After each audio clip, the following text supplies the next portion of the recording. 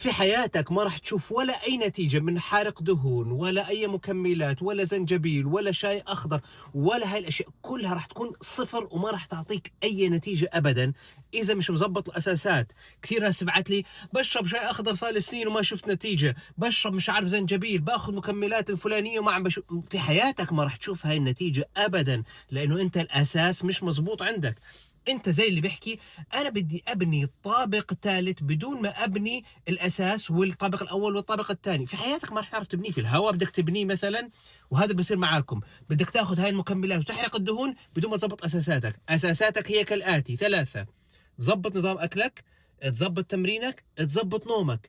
ما سويت هدول في حياته ولا اي مكمل ولا اي غذاء ولا اي حارق دهون ولا اي شيء رح يشتغل معاك. كله صفر، بتضيع فلوسك في الهواء. فاهمين هذا الاشي؟